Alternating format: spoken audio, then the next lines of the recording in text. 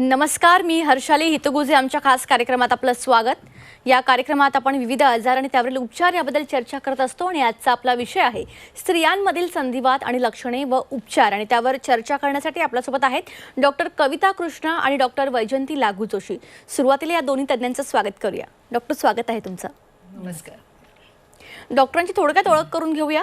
Doctor Kavita Krishna MD DNB युलार GMC फेमर fellowship in rheumatology, याशिवाय त्या क्लिनिकल इम्युनॉलॉजी आणि हेमॅटॉलॉजीच्या प्रोफेसर तसेच head of the department medical college आणि हॉस्पिटल म्हणून भारतीय विद्यापीठ पुणे येथे त्या कार्यरत आहेत.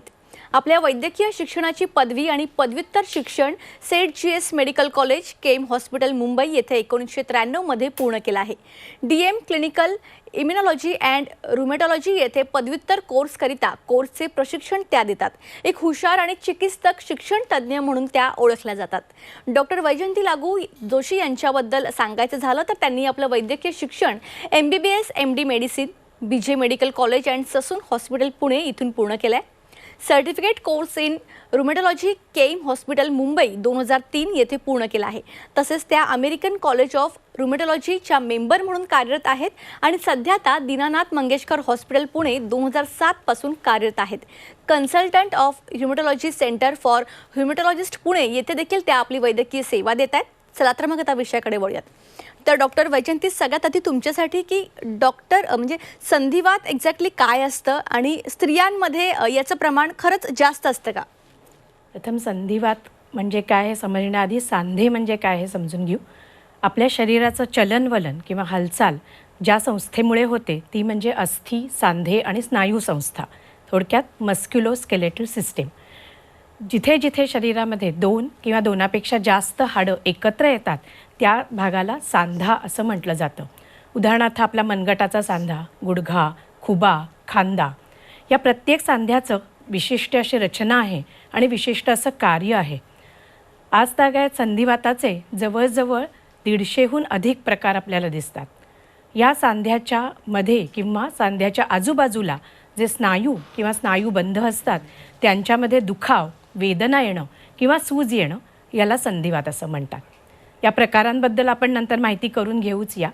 पण 2003 ते 2011 या वर्षांमध्ये भारतामध्ये वेगवेगळ्या ठिकाणी काही सर्वेक्षणं झाली आणि या सर्वेक्षणांमध्ये असं आढळून आलं की अस्थि, सांधे आणि स्नायू यांच्या दुखावाचं जे प्रमाण आहे ते जवळजवळ जनसामान्यांमध्ये 18 ते 19% आहे आणि यामध्ये स्त्रियांमध्ये हे प्रमाण अधिक आढळून येतं. याला एक्झॅक्ट कारण किंवा नेमकं कारण माहीत नाही, पण स्त्रियांची शरीररचना, स्त्रियांमध्ये असलेली संप्रेरकं किंवा हॉर्मोन्स, त्याचबरोबर स्त्रियांना जे लागणारी घरातली घराबाहेरची कामं, ताणतणाव, या सगळ्यांचा एकत्रित परिणाम म्हणून काही वेळेला हे संधिवाताचे किंवा सांधेदुखीचे प्रमाण हे स्त्रियांमध्ये जास्त दिसतं. ओके.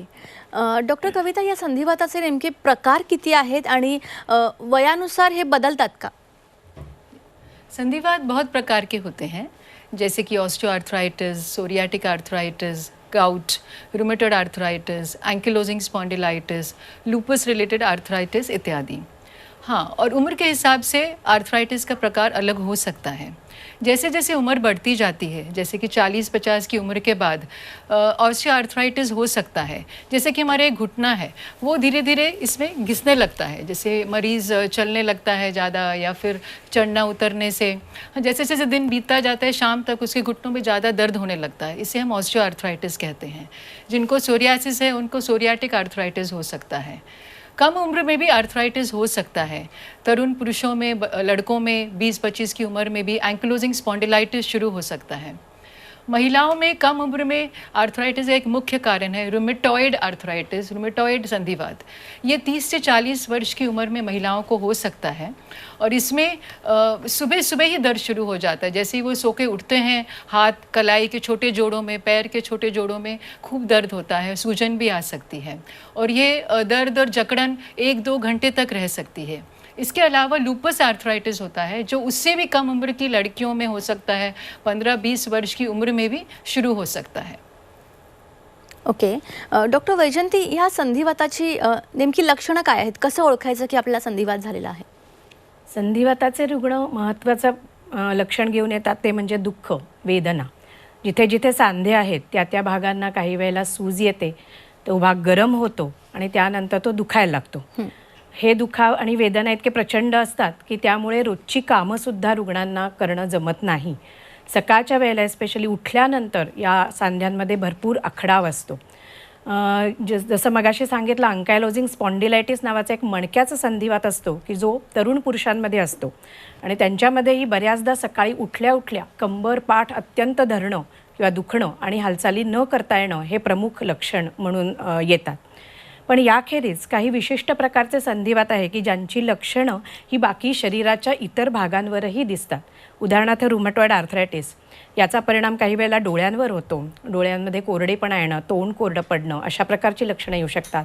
ल्युपससारखे संधिवाताचे आजार की ज्यामध्ये स्त्रियांमध्ये केस गळणं, वजन अत्यंत कमी होणं, तसंच त्याचे किडनी, फुफ्फुस या इतर शरीराच्या महत्त्वाच्या भागांवरही काही वेळेला परिणाम होऊ शकतात.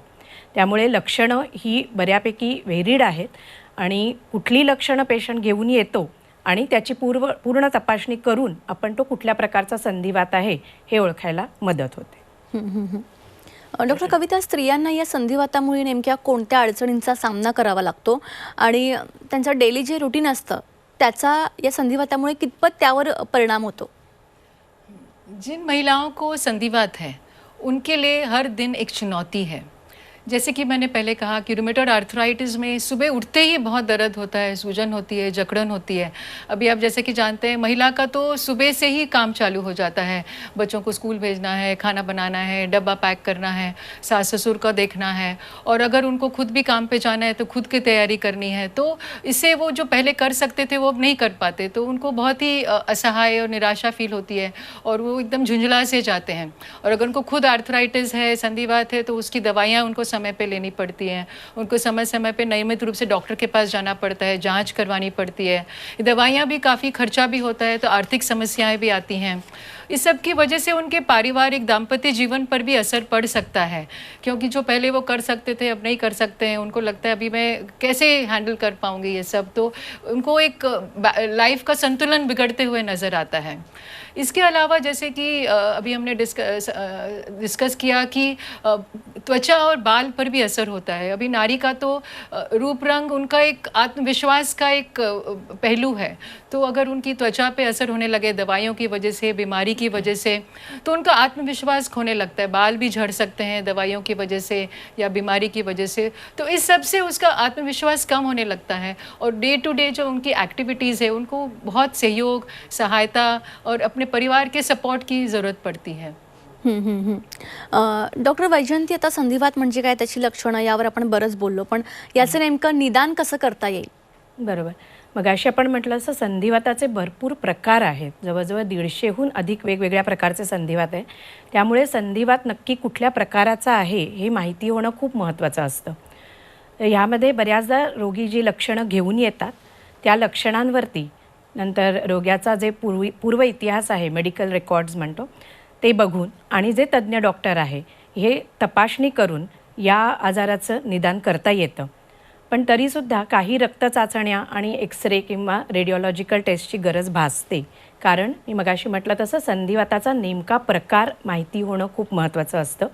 त्या संधिवाताचा नक्की प्रकार काय, त्या संधिवाताची तीव्रता किती आहे, नंतर पुढे जे संधिवाताकरता जी औषधोपचार वापरले जाणार आहेत त्या औषधं आपण काही रुग्णांना देऊ शकतो किंवा नाही हे बघण्याकरता काही रक्तचाचण्या आवश्यक असतात. रुमॅटॉइड फॅक्टर, युरिक ॲसिड किंवा अँटी न्यूक्लिअर अँटीबॉडी अशा टेस्ट आजकाल सर्वसामान्य रुग्णांनाही, सर्वसामान्य जनतेला माहीत झाले आहेत. बऱ्याचदा आम्ही असं बघतो की आमच्याकडे हे टेस्ट घेऊनच पेशंट आमच्याकडे येतात मार्गदर्शन घ्यायला आणि बऱ्याचदा या टेस्ट फॉल्स पॉझिटिव्ह असल्यामुळे सुद्धा एक प्रकारची अँझायटी किंवा एक प्रकारचा या पेशंटना त्रास वाटू शकतो.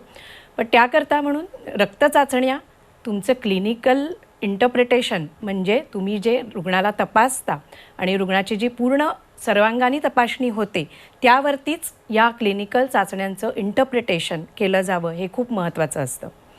त्यामुळे ह्या चाचण्या ह्या महत्त्वाच्या आहेतच. त्याचबरोबर एक्सरे, MRI किंवा सोनोग्राफी यासारखी टेक्निक्सही सांध्यामध्ये होणारी झीज, विकृती किंवा नंतर सांध्यांकरता करण्यात येणाऱ्या सर्जरीज याच्याकरताही ते आवश्यक असतं. त्यामुळे रक्तचाचण्या, रुग्णाची पूर्ण क्लिनिकल स्थिती आणि त्याच्या बरोबरीने या एक्सरे किंवा रेडिओलॉजिकल टेस्ट या सगळ्यांचा निदानाकरता फायदा होऊ शकतो. डॉक्टर कविता, संधिवाताच्या उपचाराबद्दल आमच्या प्रेक्षकांना सांगा फर्स्ट थिंग, आणि सगळ्यात महत्त्वाचं म्हणजे हा संधिवात पूर्णतः बरा होऊ शकतो का? संधिवात का उपचार शुरू करने से पहले हमारा निदान या डायग्नोसिस करेक्ट होना चाहिए, क्योंकि उपचार डायग्नोसिस पे निर्भर होता है. तो अगर ऑस्टियोआर्थराइटिस है तो उसका उपचार मेनली व्यायाम वगैरह होता है, आहार, वज़न कम करना वगैरह. और अगर उसे राहत ना मिले तो ऑर्थोपेडिक सर्जन आपको बोलेंगे कि आपको जॉइंट रिप्लेसमेंट करना है. तो वो एक हुआ. पर जो बाकी इन्फ्लेमेटरी आर्थराइटिस हैं, जैसे रूमेटॉइड आर्थराइटिस, गाउट है, तो इन सब का बहुत विशिष्ट उपचार होता है. तो इसके लिए सही डायग्नोसिस और आपको एक्सपर्ट से ही ट्रीटमेंट लेनी चाहिए, जैसे कि रूमेटोलॉजिस्ट के पास जाकर अपनी रिपोर्ट्स दिखा के फिर ट्रीटमेंट शुरू करनी चाहिए. दवाइयाँ बहुत सारी हैं. तो पहले जो हमारी कन्वेंशनल, जो हम बहुत साल से दवाएं, पहले स्तर की एंटी रूमेटिक ड्रग्स हैं, मेथोट्रेक्सेट, लेफ्टिनोमाइड, सैलिसोपायरिन, हाइड्रोक्सीक्लोरोक्विन, स्टेरॉइड्स की थोड़े डोज, तो हम धीरे धीरे शुरू करते हैं. और उसमें हम ऐसे, ये दवाइयाँ ऐसे नहीं है कि 2-3 दिन में फ़र्क पड़ जाएगा. सर्दी बुखार खांसी नहीं है, ये रूमेटॉइड आर्थराइटिस है, तो ये दवाइयों को असर होने में 2-3 महीने लग सकते हैं. तो मरीज़ की तरफ से थोड़ा धैर्य की ज़रूरत होती है, उनको समझाना पड़ता है हमको. और फिर उसके बाद धीरे धीरे असर हो गया तो वही दवाई हमको मेंटेन करनी रहती है, संतुलित डोज में देनी रहती है. कम ज़्यादा कर सकते हैं डोसेज को, और डॉक्टर को पूछे बिना दवाई बंद नहीं करनी चाहिए, क्योंकि वो आगे बढ़ सकता है, वापस आ सकता है. अगर फ़र्क ना पड़े तो हमारे पास अभी दूसरे स्तर की दवाइयाँ हैं. टोफैसिटिनिब है, रिटुक्सीमैब, गोलीमैब एक्सेट्रा, महंगी दवाइयाँ हैं, वो अच्छी दवाइयाँ हैं. तो ठीक से जांच करके फिर वो दवाइयों की भी ज़रूरत पड़ सकती है. अब संधिवात जाता है कि नहीं, पूरा क्योर हो सकता है कि नहीं, तो चिकुनगुनिया, पोस्ट वायरल आर्थराइटिस को छोड़ के यूजुअली कोई संधिवात पूरा ठीक नहीं होता है. ये रहता है, हमारे साथ रहता है, और हमें इसका उपचार अपने चिकित्सक की सलाह लेकर करते रहना चाहिए. कोई दवाई पूरी तरह से बंद नहीं करनी चाहिए. और एक बार हमें संधिवात हो गया तो हमको उसके साथ ही जीवन बिताना है. जितना हम उसे स्वीकार कर सकें उतना ही हमारे लिए आसान हो जाता है. नक्कीच. डॉक्टर वैजयंती, तुमच्यासाठी प्रश्न, संधिवात आणि प्रेग्नन्सी म्हणजे याचा परस्परावर काही परिणाम होतो का? नक्कीच. आता स्त्रियांच्या बाबतीत आपण मगाशी बघितलं, संधिवाताचं प्रमाण हे जास्त आहे आणि स्त्रियांमध्ये प्रेग्नन्सी आणि बाळंतपण हे 2 आयुष्यातले फार महत्त्वाचे टप्पे असतात. या प्रेग्नन्सीचा संधिवातावर आणि संधिवाताचा प्रेग्नन्सीवर असे दोघांचे एकमेकांवर परिणाम असू शकतात. बऱ्याचदा रुमटॉइड आर्थरायटिस किंवा आमवातामध्ये आम्ही असं बघतो की 2/3 पेशंटचा संधिवात हा प्रेग्नन्सीमध्ये अचानकपणे गायब होऊन जातो किंवा कमी होऊन जातो. पण त्यानंतर डिलिव्हरीनंतर, बाळंतपणानंतर मात्र हा संधिवात पुन्हा आपलं डोकं वर काढू शकतो आणि जास्त तीव्रतेनं त्याचे परिणाम दाखवू शकतो. याउलट SLE सारखे काही जे आजार आहेत त्याच्यामध्ये तो प्रेग्नन्सीच्या दरम्यान SLE सारखा आजार काही वेळेला बळावू शकतो. त्यामुळे हा एक भाग झाला की प्रेग्नन्सीमुळे संधिवात कमी होणं किंवा संधिवात वाढणं, हा एक भाग. आणि दुसरा एक भाग असतो की संधिवातामध्ये जी वेगवेगळ्या पद्धतीची औषधं वापरलेली असतात त्या औषधांचे दुष्परिणाम काही गर्भावर होतात का, किंवा नवीन येणाऱ्या बाळावरती त्याचे काही दुष्परिणाम आहेत का. तर याच्यामध्ये काही औषधं ही संधिवाताच्या पेशंटना गर्भावस्थेत देणं योग्य नसतं. पण हे तज्ज्ञ डॉक्टरांच्या सल्ल्याने जर ही प्रेग्नन्सी प्लॅन झाली तर त्यामध्ये काही जी हानिकारक औषधं बंद केली जातात आणि प्रेग्नन्सीमध्ये जी कुठल्याही प्रकारचे हानी किंवा दोष न पोचवणारी औषधं आहेत त्या औषधांवरती पेशंटला कंट्रोल किंवा नियमित केलं जातं. त्याकरताच संधिवात आणि प्रेग्नन्सी ह्या ज्या 2 गोष्टी जर व्यवस्थित सुरळीत पार पडायच्या असतील तर त्याच्याकरता एक चांगल्या टीमची गरज असते. आणि त्या टीममध्ये त्या पेशंटचे स्त्रीरोग तज्ज्ञ, नंतर रुमॅटॉलॉजिस्ट किंवा संधिवात तज्ज्ञ, पेशंट आणि पेशंटचे कुटुंबीय या सगळ्यांची ही टीम असते. त्यामुळे या सगळ्यांचं सहकार्य आणि त्यांची योग्य उपाययोजना ही व्यवस्थित प्रेग्नन्सी होण्यामध्ये कारणीभूत ठरू शकते. त्यामुळे हे टीमवर्क आहे, टीमवर्क छान जमलं पाहिजे. बरोबर. तर डॉक्टर वैजयंती लागू जोशी आणि डॉक्टर कविता कृष्ण यांच्यासोबत आमची ही चर्चा अशीच चालू राहील. एक छोटासा ब्रेक घेऊया, लगेच परत येऊया. ब्रेकनंतर आपल्या सर्वांचं पुन्हा एकदा स्वागत. स्त्रियांमधील संधिवात, लक्षणे, त्यावर उपचार यावर आपण डॉक्टर कविता कृष्ण आणि डॉक्टर वैजंती लागू जोशी यांच्यासोबत चर्चा करत होतो. तर पुन्हा एकदा चर्चेकडे वळूयात. तर डॉक्टर कविता, तुमच्यासाठी असा प्रश्न आहे की संधिवातांच्या उपचारामध्ये औषध सोडून अजून कोणत्या गोष्टीचा फायदा होऊ शकतो, जसं की एक्सरसाइज आला, आहार, डाएट, म्हणजे यावर काय सांगाल तुम्ही? यस सो जैसे भी किसी भी बीमारी में रूमेटॉइड आर्थराइटिस या संधिवात में भी दवाइयों का असर 50 से 60% तक होता है. बाकी 40 तक प्रतिशत मरीज़ को खुद अपना सेहत का ध्यान रखना पड़ता है. तो संधिवात क्योंकि जोड़े मांसपेशियाँ सब जकड़ जाती हैं, तो व्यायाम का बहुत ही महत्वपूर्ण भाग है उसमें. और व्यायाम हम 2-3 तरीके से कर सकते हैं. जब दर्द ज़्यादा हो, बीमारी ज़्यादा हो, तो फिजियोथेरेपिस्ट के निरीक्षण के अंदर हमें व्यायाम सीखना चाहिए, जिससे हमारी जोड़े, हड्डियाँ और मांसपेशी मजबूत हो जाएं. फिर एक बार सीखने के बाद हमको रोज़ खुद करना है. मरीज़ क्या करते हैं, एक बार ठीक हो गया तो व्यायाम छोड़ देते हैं. व्यायाम आजीवन करना है उनको. इसके अलावा योगा, प्राणायाम, ये भी काफ़ी सहायता करता है. चिंतन या मेडिटेशन, उससे भी काफ़ी सहायता होती है. तो ये हमें अपने दिनचर्या का एक इम्पॉर्टेंट भाग बना लेना चाहिए और रोज़ हमें 1 घंटा इसमें व्यतीत करना चाहिए. इसके अलावा आहार बहुत ही महत्वपूर्ण है. हमें अपने आहार में प्रोटीन्स, विटामिन्स, मिनरल्स ये ज़रूर होने चाहिए. जो शाकाहारी है उनको दाल, खड़ धान्य वगैरह लेना चाहिए, स्प्राउट्स. जो मांसाहारी खाना खाते हैं उनको एग वाइट, जो प्रोटीन, वाइट मीट, फ़िश, ये काफ़ी महत्वपूर्ण है और लाभदायक होता है. फल, सब्जियां सब खानी चाहिए ताकि विटामिन, मिनरल्स हमें नेचुरली मिल सकें सब मरीज़ों को. थायराइड, बीपी और शुगर, डायबिटीज़, ये भी काफ़ी मरीज़ों को होता है. तो इसका साथ साथ इलाज चलते रहना चाहिए संधिवात के साथ, क्योंकि अगर ब्लड शुगर ज़्यादा है, थायराइड की प्रॉब्लम है, तो जॉइंट्स फिर भी दुखते रहेंगे. तो वो साथ साथ होना चाहिए. और मोस्ट इम्पॉर्टेंट इज़ मानसिक तनाव कम करना, एक पॉजिटिव अप्रोच कि ठीक हो सकता है, पूरा ठीक नहीं होगा पर कंट्रोल में कर सकते हैं. एक पॉजिटिव एटीट्यूड अगर मरीज़ के दिल में हो तो हम डेफिनेटली ये जंग जीत सकते हैं और संधिवात पर भी बहुत हद तक काबू पा सकते हैं. नक्कीच. आता लवकरच स्त्री दिन पण येतोय. त्या दिनानिमित्ताने स्पेशली आज आपण संधिवाताबद्दल एवढी चर्चा केली, तर जाता जाता आमच्या प्रेक्षकांना तुम्हाला काय संदेश द्यायचा आहे? डॉक्टर वैजंती, तुमच्यापासून सुरू करूया. नक्कीच. स्त्री एक शक्ती आहे. त्यामुळे या शक्तीला जेव्हा काही आव्हानं येतात किंवा संधिवातासारखे काही राक्षस तिला ज्यावेळेला ग्रासतात, त्यावेळेला त्या राक्षसांवर नक्कीच मात करण्याची तिच्यामध्ये ती पात्रता आणि ती योग्यता आहे. पण फक्त थोडीशी विश्वासाची गरज असते. त्यामुळे हे जरी दीर्घकालीन आजार आहेत, हे जरी नॉन क्युरेबल म्हणजे या संधिवात पूर्णपणे बरा झाला असं जरी होत नसलं, तरी या संधिवातावर योग्य निदान, योग्य औषधोपचार, योग्य मार्गदर्शनाने व्यवस्थित मात करता येते. या संधिवाताबरोबर रोजचं तुमचं आयुष्य छान रीतीने जगता येतं. पण त्याकरता तो संधिवात पूर्णपणे नियंत्रित किंवा काबूत आणणं गरजेचं असतं. त्याकरताच तुमची सकारात्मक विचारसरणी खूप महत्त्वाची आहे. बी पॉझिटिव्ह आणि नेहमीच आशावादी राहा, कारण मेडिसिनमध्ये दरवेळेला काही ना काही नवीन संशोधन, नवीन औषधं, नवीन पद्धती येतच आहेत. नक्कीच. डॉक्टर कविता, मैं तो यही कहना चाहूँगी, यदि आपको संधिवात है तो आप ये समझ लीजिए आप इस सफ़र में अकेले नहीं हैं. आपके साथ बहुत सारी महिलाएं हैं. आपके साथ आपके परिवार, आपके फ्रेंड्स, संबंधियों, दोस्तों का सहारा है. और आपके साथ आपके डॉक्टर, आपके रूमेटोलॉजिस्ट भी हैं. सो ये सफ़र आप थोड़ा आसानी से तय कर सकते हैं, अपनी मंजिल तक पहुंच सकते हैं. तो अगर आपको संधिवात है, आज ही जाइए, अपने रूमेटोलॉजिस्ट से चर्चा कीजिए, अपने निदान के बारे में सवाल पूछिए. आपको जवाब ज़रूर मिलेंगे और आप पूरा ठीक तो नहीं, काफ़ी हद तक ठीक हो सकते हैं. नक्कीच. तुम्ही या ठिकाणी आलात, खूप चांगलं मार्गदर्शन आमच्या प्रेक्षकांना केलं, खूप चांगली माहिती सांगितलीत, त्यासाठी तुमचे मनापासून धन्यवाद. नमस्ते. तर आजच्या कार्यक्रमात आपण स्त्रियांमधील संधिवात आणि लक्षणे व उपचार या विषयावर डॉक्टर कविता कृष्ण आणि डॉक्टर वैजंती लागू जोशी यांच्यासोबत सविस्तर चर्चा केली. खूप चांगलं मार्गदर्शन त्यांनी या ठिकाणी केलेलं आहे. त्यांचे कॉन्टॅक्ट नंबर तुम्हाला स्क्रीनवर दिसत असतील, तर त्याद्वारे तुम्ही त्यांना कॉन्टॅक्ट करू शकता. कार्यक्रमात आता वेळ झाली इथेच थांबण्याची. ताज्या बातम्यांकरिता पाहत रहा झी24 तास.